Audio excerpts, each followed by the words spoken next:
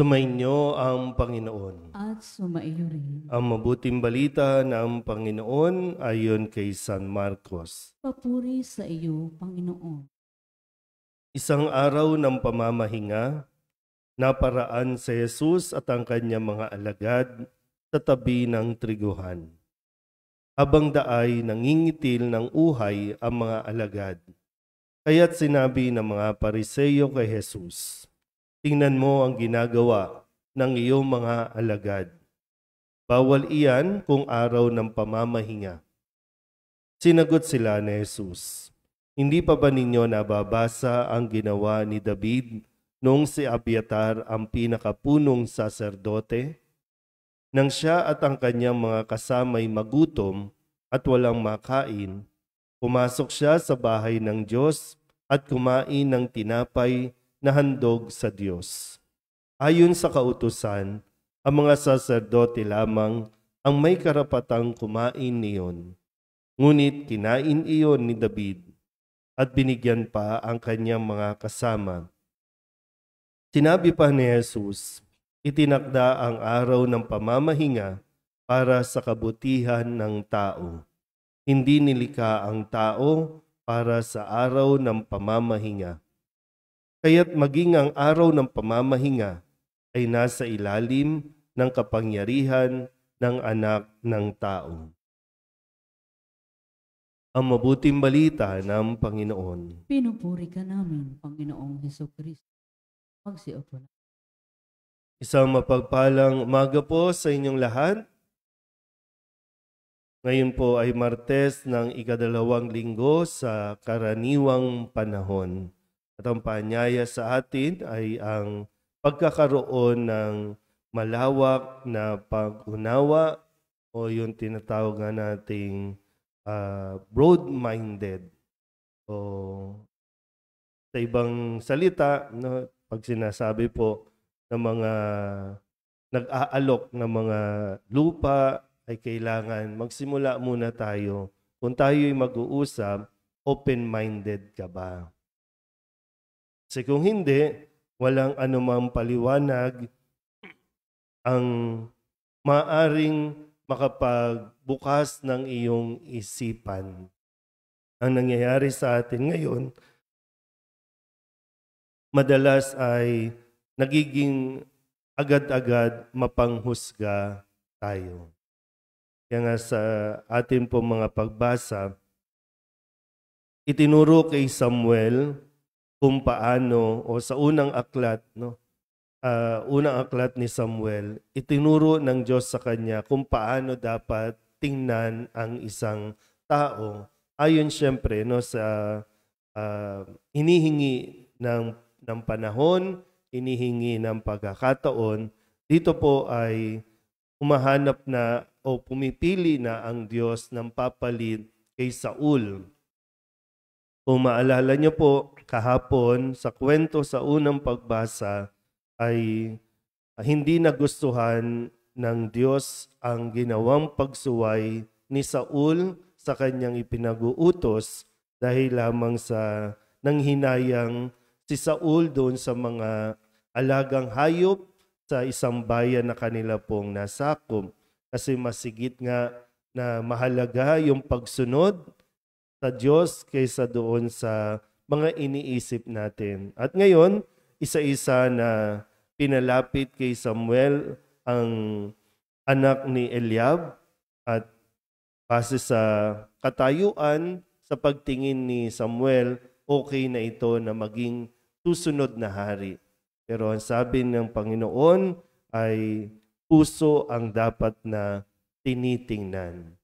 Mabilis tayong humusga base sa physical appearance o itsura na hindi natin sinasaliksik ang puso o nilalaman ng tao kung ito ba ay babagay o saswak sa isang tungkulin na ibibigay ng Diyos. Sa Ebanghelyo naman, itong mga Pariseyo ay nagsisimula ulit na maging mapanghusga. At ang sabi nila, bakit ang mga alagad mo ay sumusuway sa utos ng araw ng pamamahinga? Ano ang sabi po dito? Ang mga alagad habang nasa napadaan, kumitil nung uhay ng mga butil doon po sa triguhan. Pumitas. So para sa mga Pariseyo, ang nakita nila ay nagtatrabaho ang mga alagad na ito. Ayon sa batas o utos ng ipangilin ang araw ng pamamahinga, bawal kang magtrabaho. Naintindihan po ba? Kaya nga 'di ba, pag kasalanan na itinuturing kapag hindi tayo namamahinga, kung araw ng pamamahinga. Okay, balik tayo dito. Inusgahan o hinatulan ng mga Pariseyo ang mga alagad ni Jesus dahil para sa kanila, bawal yon. Ipinaliwanag na muli ni Jesus na sa kanyang kumbaga mga kausap na ang araw ng pamamahinga ay nilikha para sa tao. Hindi yung tao para sa pamamahinga. Pero dito po nawa ay mas makita natin yung ating mga nagiging pag-uugali na nagiging makitid, at pag makitid na ang isip ng tao, agad-agad tayong nagiging mapanghusga. Lalo sa panahon ngayon na konting post lang, kahit hindi mo naiintindihan kung ano yung picture, pero base lang sa picture, hinusgahan mo na ang isang tao nang hindi mo na inaalam ang kabuuan. Yung bang bago itong tagpong ito may nangyari at pagkatapos ito may nangyari din, pero nakafocus tayo dito lang sa isang larawan lang na ito na ang daming pwedeng maging opinyon, ang daming pwedeng maging paliwanag, pero nga dahil sarado ang ating isipan, hindi tayo naging open-minded, kaya kahit anong paliwanag, wala na tayong tinatanggap. Tuloy, imbis na maging maganda ang ugnayan o ang relasyon natin, laging sumasabog, laging nawawala, hindi tayo nagkakaintindihan. Pag minsan kapag, halimbawa lang, kapag nagiging mapanghusga, makita mo lang na magkayakap ang dalawang tao, ay makikiapid na, ay may relasyon na. Hindi pa natin alam bakit nagyakap. Hindi na natin inaalam yon. Nag-conclude na tayo, nabigay na tayo ng tinuldukan mo na makasalanan ng dalawang yan. Wala nang nag-usap. Gagamitan na natin ng kung ano-ano mga batas, ng kung ano-ano mga alam natin na hindi tayo sumasangguni doon sa sinasabi nga dito na lawakan pa ang ating pangunawa. Ilang relasyon na ba ang natapos o tinapos ng dahil lamang sa agarang paghuhusga na may mali o mali ang kanilang ginagawa? Nawa, sa pagpapatuloy natin ang ating pagdiriwang, ay patuloy din natin isa-isip itong ginagawa sa atin ng Panginoon.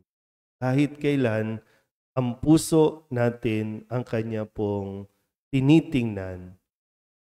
Hindi sa kung ano man ang ating nagawa, kundi sa kung ano yung nilalaman ng ating puso na minsan, bakit natin nagawa iyon? Naging bukas ang Diyos sa ating pong paliwanag. Kung tutusin, hindi na nga natin kailangang magpaliwanag sa Diyos kasi alam naman niya. Pero tiyakin lang natin na ang ating mga puso ay maging malinis at hindi tayo nagiging mapanghusga. Amen?